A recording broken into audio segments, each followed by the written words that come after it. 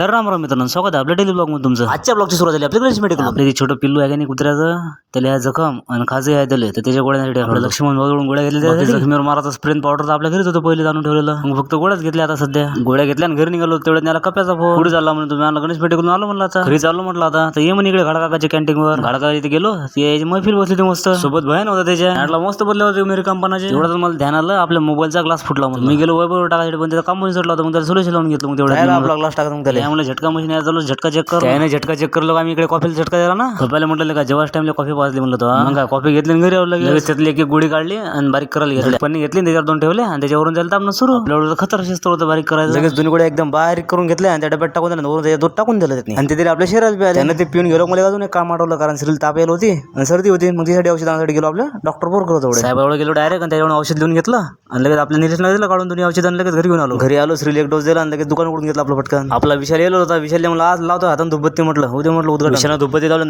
नंतर पॉपली घरी सुरू. तेवढ्या आला आपला ओमा आला होता. ओमा तर पहिले लाजून पळाला होता. नंतर जेवढा आला मग पाहिजे काय म्हणजे शेवटी आता बरेच दिवस झाले तुम्हाला आपली गाडी दाखवली. मग आजचा गाडीचा व्ह्यू दाखवला जरा. अजून एक खुशखबर आहे म्हणून तुम्ही सांगतो तुम्हाला नंतर. मी आता तेवढ्याच मग आपले महेश भाऊ शिवांशाला शिवांश तुम्ही व्हिडिओ मस्त म्हणत मग लगेच मला आपल्या कॅमेरामॅन लगेच महेश भाऊ शिवांशला फोकस केला. ओमा काय म्हणते ते तुम्ही करून टाका.